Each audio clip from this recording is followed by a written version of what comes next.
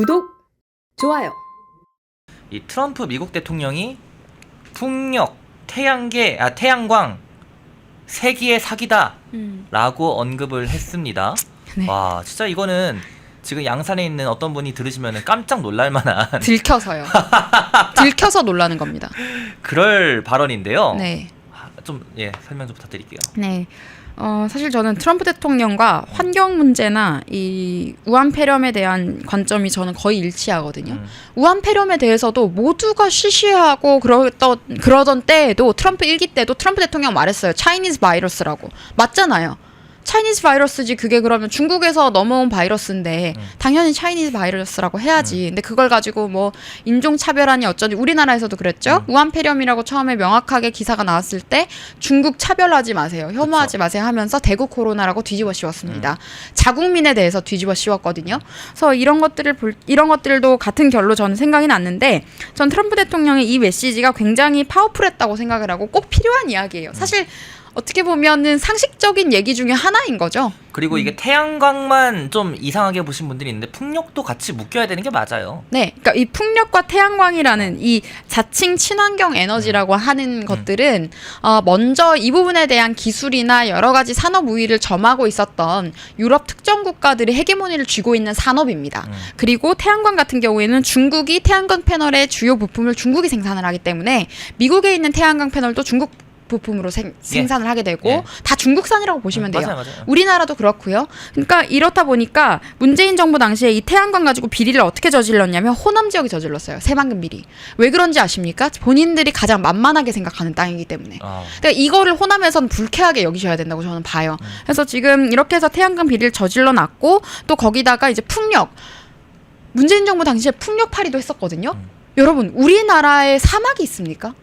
광야, 뭐 평야 이런 것들이 있습니까? 없죠. 없거든요. 우리나라는 특히 산지예요. 맞아요. 그래서 산이 이제 엄청 많아요. 수력 원자력 이야기를 하는 경우가 이게 폭포나 이런 거 낙폭을 이용을 해서 이게 발전을 하는 기술이 필요하기 때문에 그래서 수력 원자력 발전이나 이런 이야기가 있는 거지. 그렇죠. 그럼 거기다가 산 다 그냥 밀어내고 거기다가 그러면은 풍력이랑 태양광 패널 설치해야 됩니까? 아니거든요. 중국처럼 중국에 있는 그 사막이나 이런 데는 뭐 태양광이든 풍력이든 설치해도 뭐 좋을지 뭐 모르겠습니다만은 우리나라 지형에 전혀 맞지 않아요. 그렇죠. 그리고 우리나라는 원전 기술이 세계 1위 수준이었습니다. 세계 1위였어요.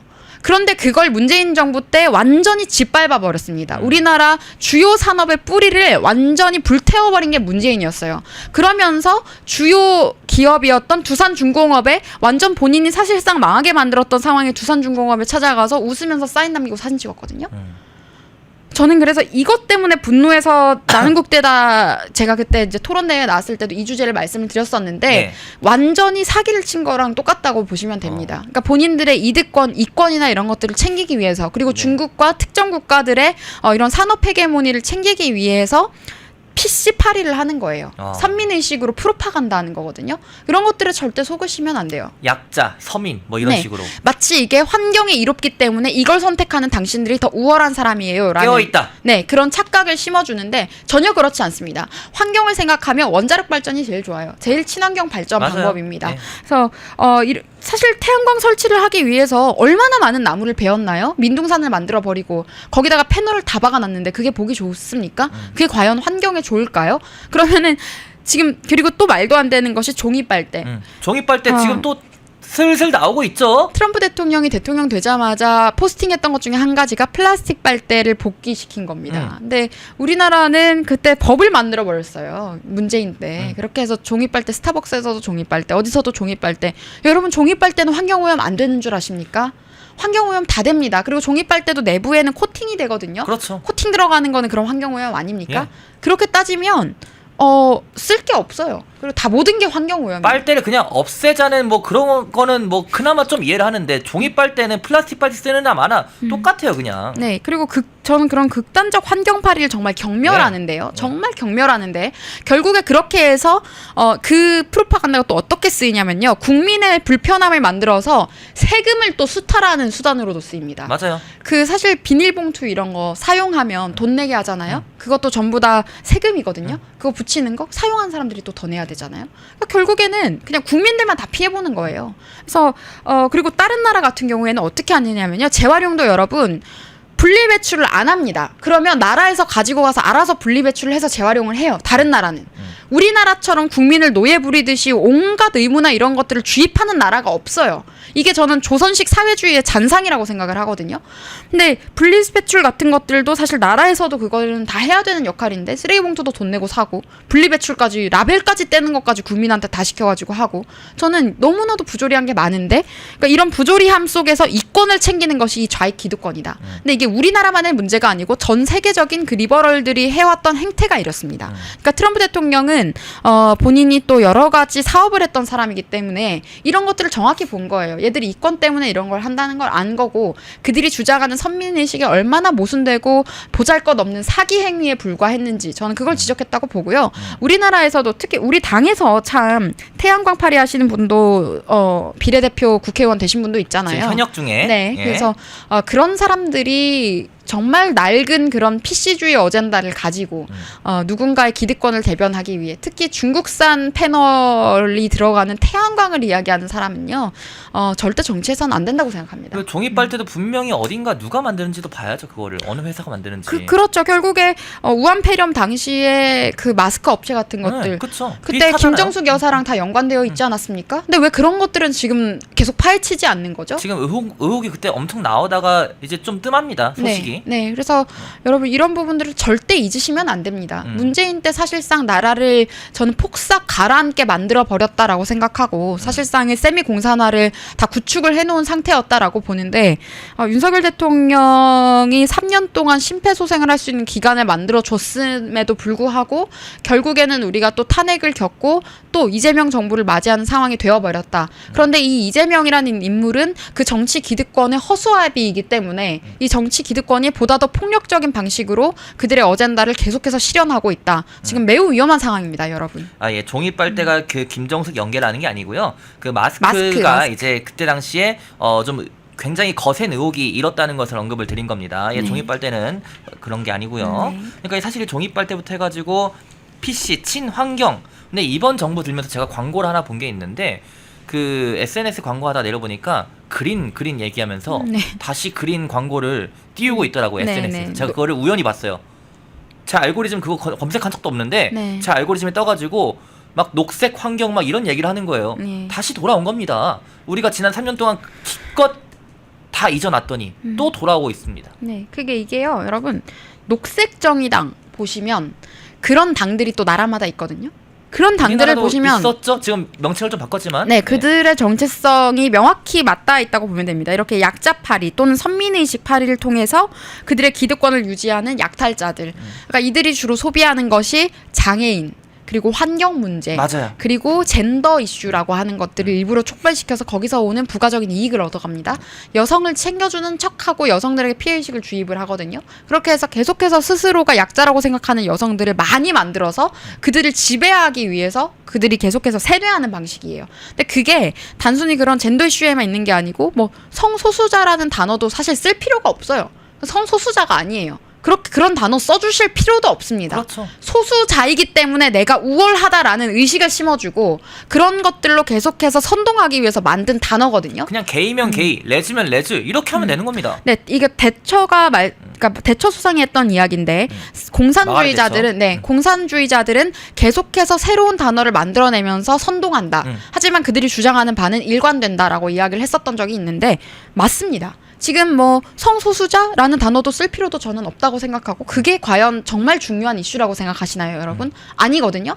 지금 더 중요한 이슈는 우리가 앞에서 이야기했었던 외교 안보 이슈, 경제 이슈, 세금 이슈 이런 것들입니다. 산업 이슈. 그러니까 그런 것들에 눈을 돌리지 못하게 하면서 이런 선민의식 가지고 기싸움하는 수준으로 국민들의 담론의 질을 낮춰버리는 거예요. 근데 여기에 편승해서 본인의 기득권을 유지하는 자칭 보수들도 정말 많습니다. 많아요. 정말 많거든요. 그래서 그런 정치인들에게 속지 마시라고 말씀드리겠고요. 그 환경주의자들이라고 말하는 그 사람들이 얼마나 우스냐면요. 그 플라스틱 빨대를 사용하지 않고 종이 빨대를 사용하는 게 환경을 위하는 거다라는 논리잖아요. 그러면 플라스틱 컵은 왜 사용하죠? 그렇죠. 그 테이크아웃 할 때 플라스틱 컵에다가 넣어주는데 빨대만 사용하지 않고 그냥 저는 빨대 없이 마시려고요 한 사람들이 있어요. 그러면 환경을 위한 것처럼 그럼 그 컵도 안 써야 되는 거거든요. 그렇죠. 그러면은 종이컵에 받아야죠. 그럴 네. 거면. 근데 그러면 그들이 또 이야기하는 게 또 뭐냐면 종이컵도 환경 오염이기 때문에 텀블러를 써야 된다고 합니다. 근데 그 텀블러 하나 만들 때 석유화학이 안 들어간다고 생각하시나요? 텀블러에는 플라스틱이 없나요? 텀블러 스테인리스로 만들고 플라스틱 재질이 많잖아요. 그렇죠. 거기는 그 제조할 때 그런 환경 오염이 안 되나요? 텀블러는 뭐 하늘에서 내려오나요? 이렇게? 네, 떨어지나요? 그러니까 그 극단적 환경주의자들이 주장하는 바대로 본인들이 정말 실현하고 살려면 원시인처럼 그냥 살아야 됩니다. 노상에서. 원시인처럼 사는 사람들만 그런 주장을 할 수 있어야 돼요. 정말 그렇습니다.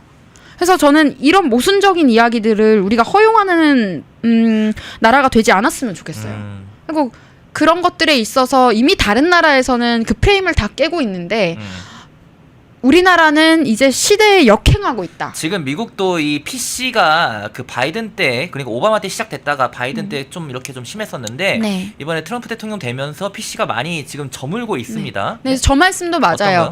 태양광이 뭐 친환경 에너지라고 하면서 산에 있는 나무들을 베고 산을 베면서 태양광 패널을 설치하는데 산 베어서 태양광 네. 패널 까는 거. 근데 이런 것들에 대해서 왜 환경주의자들이 이야기를 그렇죠. 하지 않느냐. 네, 산이 그냥 멀쩡한 산이 그 베는 것 환경적으로 얼마나 안 좋습니까? 그렇죠. 그러니까 논리라는 게 없어요. 그런데 이 정치라는 게 이런 분들이 정치를 뭐라고 생각하면 본인의 감정의 배설수단인 줄 알아요. 감정을 쏟아내는 게 정치인 줄 아는데 그게 아닙니다. 정치는 사람들의 삶을 이롭게 하는 문제 해결 방법을 만들어내야 되는 거거든요. 결국에는 논리적으로 일해야 되고 효율적으로 생각해야 되고 정말 경제적으로 우리나라 정책을 어떻게 운용을 할 것인가에 대한 가치관을 이야기를 해야 되는데 결국 이들이 이야기하는 것은 내 고집 부리는 거 다 받아줘. 거기에 세금이 얼마나 쓰이든 아무 상관없고 내 고집대로 하겠다라는 우김밖에 없어요. 맞아요. 네. 그리고 지금 양성징병 얘기해 주셨는데 최근에 김미애 국민의힘 의원이 뭘 꺼냈죠? 그 여성징병제 얘기를 꺼냈습니다. 그 얘기를 꺼냈는데 제가 이 모니터링을 좀 하니까 아니나 다를까 반발이 굉장히 거셉니다. 예. 뭐 무슨 여성을 징병하냐 이러고들 있는데 현실적인 얘기에 대해서 이제 하자는 거예요. 이 얘기를 할 때가 됐다. 근데 이게 갈라치기냐 젠더 갈라치기냐 전 그렇지 않다고 보거든요. 이 여성 징병은 좀 어떻게 보십니까? 여성 징병은? 근데 이거를 우리가 할 수 있을 때 여당일 때 얘기 안 하시고 왜 할 수도 없는 야당일 때 이거를 가지고 오셨는지 그 의도는 저는 조금 이해가 안 돼요. 그리고 김미애 의원 같은 경우에는 말씀드렸던 그 약자를 위한 삶 그리고 그런 선행을 위해서 정치를 하시는 분이긴 한데 갑자기 그분이 양성징병제를 가지고 왔기 때문에 조금 맞지 않는 부분이 있다. 맥락상. 과연 우리가 이 이야기를 할 때 우리가 이야기하는 그 논리와 주장을 이해하고 한 입법인지는 모르겠다. 그거를 확실하게 현실적인 이 내용을 알고 얘기한 것인지 아니면은 뭐 그냥 얘기한 이슈가 될 수 있으니 보좌관이 추천을 해서 발의를 한 것인지를 알 수가 없다는 말씀을 그쵸, 드리겠어요. 그게 중요하죠. 네, 지난 대선 경선 때 나경원 캠프에서는 양성징병이요. 여러분 바로 이루기가 힘든 게 이게 또 계획이 들어가고 돈이 들어가고 세금이 들어가고 오래 걸려요. 그래서 그 전에 바로 도입할 수 있는 가장 단기간에 도입 가능한 것이 여성 기초군사훈련 제도화하는 거거든요. 그래서 그걸 그때 공약으로 냈었는데 이거는 여성들이 직접 탄핵 전국에서 여성들이 직접 했던 이야기예요. 만약에 언제든지 지금 북한이 쳐들어올 수도 있고 양안 전쟁이 일어나서 또 큰 전쟁이 촉발이 될 수도 있는데 그런 위기 상황이 왔을 때 지금 우리는 여자라는 이유로 그런 훈련도 받지 못했기 때문에 눈앞에 수류탄이 있어도 어떻게 빼서 던져야 되는지도 모르고 총이 있어도 총알이 있어도 쏠 줄도 모른다.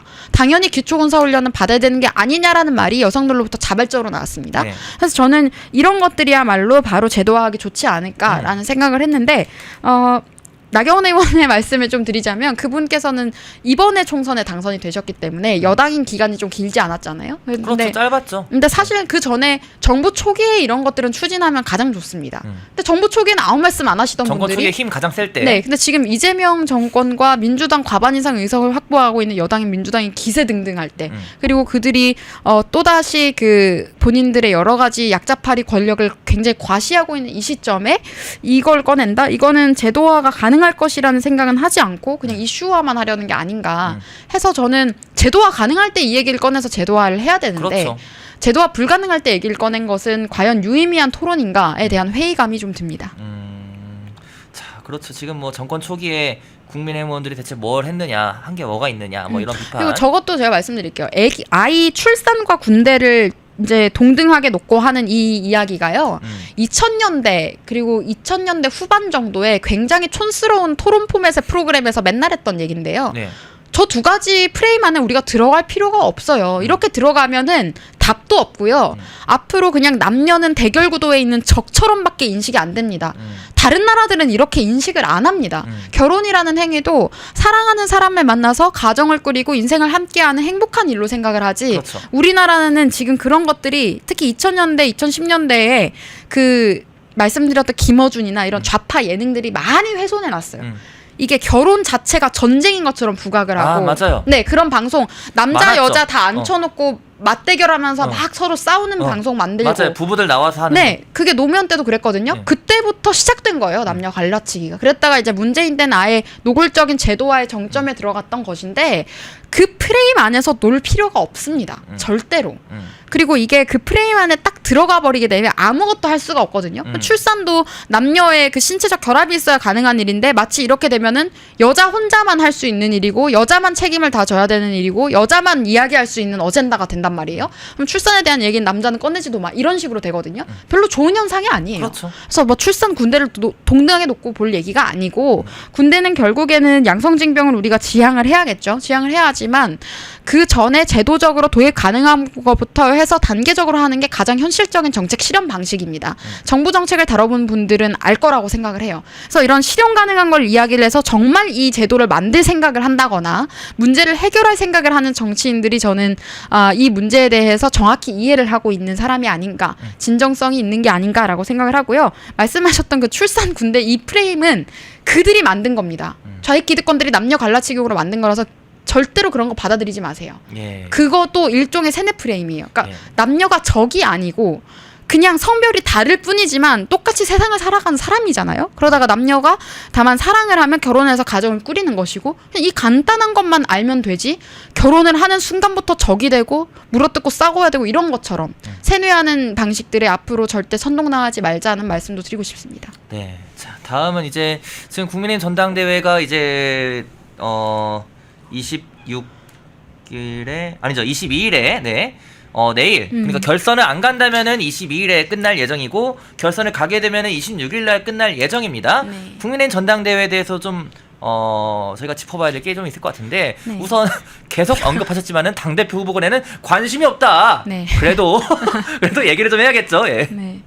크게 막 이게 지지를 한다건 제가 아무도 지지하지 않는다. 이번 전당대회에서 누구 지지한다고 말씀드린 적도 없고 네. 그렇다고 뭐 뽑지 말라는 말도 하지 않았습니다. 그냥 제가 지지하지 않는다. 거리를 두고 그냥 지켜보겠다라고 말씀드렸는데 아마 50%를 넘는 후보는 없을 것 같아요. 저도 다들 지금 결선 갈 거라 예상하고 있어요. 네. 저희 여의도에서는. 네, 지금 이제 1, 2위 유력한 분들이 장동혁 후보와 김문수 후보 이 두 분 중에 이제 1, 2위가 결정이 되어서 결국에는 결선까지 갈 것이다라고 그렇죠. 일단은 보고 있고요. 이제 이 두 분들 중에서 결정이 되지 않을까라는 생각이 드는데 각각의 분들이 이제 당 대표가 되어서 당 지도부를 구성한다면 분위기는 좀 다르겠다. 다만 이제 최고위원 후보 같은 경우에는 우리가 당선 후보들을 조금 미리 생각을 해볼 수 있을 것 같습니다. 지금 최고위원. 네, 당선이 유력한 분으로 제가 파악이 되는 것은 말씀드렸던 김민수 후보 그리고 신동욱 의원 이 두 분이 저는 좀 당선이 굉장히 유력하다. 최수진 의원도 아마 유력하지 않을까 싶어요. 왜냐면 여성 그 할당자가 있기 때문에. 네. 네, 그렇죠. 이제 최수진 의원과 양양자 의원 중에 한 명이 여성 한 명이 이제 무조건 올라가기 네. 때문에 둘 중에 이제 한 분이 되실 텐데 양양자 의원 같은 경우에는 지난 대선 경선 때 갑자기 한동훈 후보 지지 선언을 하면서 한동훈 후보를 지지했었던 한동훈 전 대표를 지지하는 측의 지지를 받고 있고 최수진 의원은 여성 후보 중에서 이제 그냥 한동훈 후보를 지지하지 않는 모든 다른 분들을 흡수할 수 있는 장점이 지금 있는 상황이죠. 그래서 지금 그 두 분이 이제 대결 구도로 가고 있고요. 예. 근데 아무래도 확실하게 이제 남자가 그럼 3명이 되는 건데 확실하게 3명이 되는 건 전 이분들인 것 같고 신동욱 의원과 김민수 전 대변인 이 두 분일 것 같고 그럼 이제 남은 한 자리가 있잖아요. 그렇죠. 남은 한 자리가 네. 김재원이냐 김근식이냐 또 누구 네. 있죠? 손범규.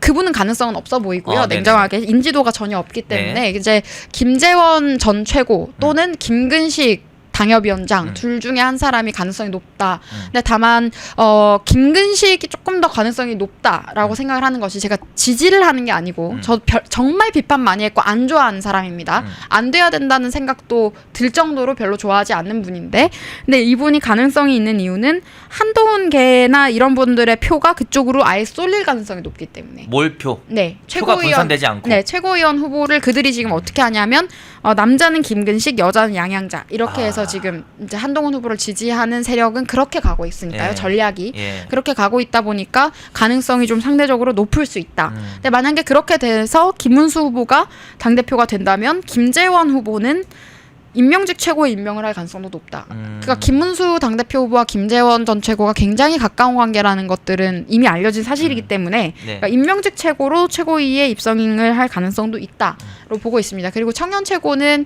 여전히 조금 박빙인 상황인 것 그렇죠. 같고요. 지금 뭐 우재준 네. 현역 의원과 네. 손수조 전 위원장. 위원장. 네. 이렇게 그 두 분의 대결 구도인데 예. 사실 제일 모르겠어요. 저도 거기가 제일 박빙일 것 같아요. 네. 예. 저는 두 명이잖아요. 네, 전 처음에는 이게 이제 표가 분산이 되기 때문에 그러면 우재준 의원의 당선이 유력하구나. 근데 우재준 의원도 이제 한동훈 대표의 은혜를 입은 사람입니다. 그리고 한동훈계로 분류가 아예 노골적으로 되고 있는 사람인데 이제 이 사람 같은 경우에는 표가 이제 몰릴 것이고 나머지 후보들로는 분산이 될 수 있기 때문에 박홍준 후보와 손수조 후보로 분산이 되니까 우재준 후보가 되겠다라고 다들 생각을 했지만 지금 단일화를 해서 이제 반한의 정서가 손수조로 다 몰리게 된다면 그렇죠. 손수조 후보의 가능성이 더 높아진다. 그렇죠. 그래서 어떻게 보면 청년 최고가 조금 더 가늠하기 어려운 것 같아요. 그리고 사실 이 청년 최고에서 누가 되느냐에 따라서 최고위원도 저희가 가늠을 할 수 있을 것 같아요. 어떻게 좀 뭐 김근식 후보한테 몰표가 나온다 하더라도 김근식 후보 말고 다른 최고위원 후보들한테 이제 전략적인 투표도 가능할 테고요. 그래서 네. 그런 것도 끝까지 봐야 되겠지만은 저희가 말씀드린 건 이제 가능성에 대해서 말씀을 드린 겁니다. 네. 그렇게 얘기를 한 거고요. 네. 네, 그래서 이번에 제가 그 최고위원 토론회는 봤어요. 네. 다른 거는 사실 주요 장면들이나 핵심만 보고 전부 다 보지는 않았는데요. 최고위원 토론회는 전부 다 봤습니다. 다 봤는데 태도가 굉장히 틀린 분들이 많더라고요. 본인이 나이가 많다는 이유로 나이가 어린 것도 아닌데 자기보다 몇 살 어린 후보에게 어리다는 식으로 함부로 하는 분도 있었고요. 그리고 이 김민수 후보 같은 경우에는 여러 가지 선수 교체라는 메시지를 지금 슬로건을 가지고 있고 우리 국민의힘 내부에서의 여러 세대 교체나 이런 것들이 이루어져야 된다라고 주장을 했는데 그걸 가지고 무슨 뭐 나이만 젊다고 어쩌고 하면서 비방을 하는 후보가 있더라고요. 그래요? 네, 근데 김민수 후보가 어리다는 소리를 들을 만큼의 나이는 아닙니다. 5아이의 아버지이기도 하고. 맞아요. 그래서 이런 장면을 보면서 좀 경악을 했었는데요. 그 나이가 무슨 상관입니까? 네, 그 말을 손범규 후보가 했었는데 별로 좋은 장면으로 보이지가 않더라고요. 그래서 앞으로 우리 당이 나아가는 방향성이나 이런 걸 생각했을 때 그리고 김근식 후보와 손범규 후보가 또 친해 보이더라고요. 그래서 그런 교감을 하는 모습들 별로 좋지 않았습니다. 그리고 김태우 후보도 여러 가지 메시지들을 좀 선명하게 내시는 김태우 것이 후보도 있었네요. 맞네요. 네네, 예. 그분도 아마 손범규 후보를 말씀하셨지만 저는 김태우 후보가 손범규 후보보다는 득표가 많지 않을까 생각을 하고 우리 당의 옛날부터 기여를 해왔던 사람들, 문재인과 투쟁할 때부터 기여해왔던 사람들이 이번에 좀 많이 좀 등용이 될 수 있는 기회가 되어야 된다고 생각하고요. 윤석열 대통령을 만들어 놓았던 정말 강력한 여당일 때 뒤늦게 총선 때 한동훈 비대위 때 입당해서 주요 요직 당협위원장이나 이런 거 다 꿰차신 분들이 이제 와서 본인들이 대단한 기여를 한 것처럼 혜택밖에 받은 거 없는 사람들이 갑자기 들어와서 이야기하는 상황은 저는 없었으면 좋겠습니다.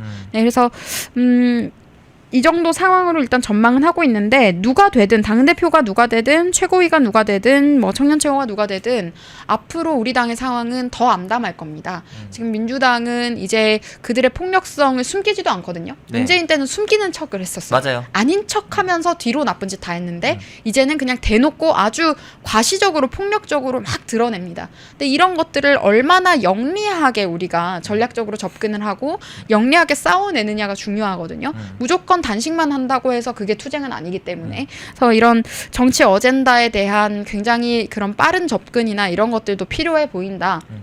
근데 그렇게 하기 위해서는 최고위 구성도 매우 중요한 이슈다. 중요하고 네. 그리고 이제 내년 지방선거에서 어떻게 해나갈지에 대한 플랜부터 먼저 짜야지 뭐 당권 뭐 공천 이런 거에 눈독 들여가지고 막 그거 가지고 매몰되어 있다가는 네. 그냥 참패입니다. 참패. 네. 그래서 그런 것들을 좀 잘 봤으면 좋겠다. 그렇죠. 네. 그리고 뭐 상대방 토론 태도 지적하고 이런 후보들은 좀 무례한 것 같아요. 본인들 토론 태도부터 좀 돌아봤어야 하지 않나 그런 여러 장면들도 있었던 것 같습니다. 근데 토론을 봤을 때 제일 마음에 들었던 건 저는 김민수 후보였습니다. 역시.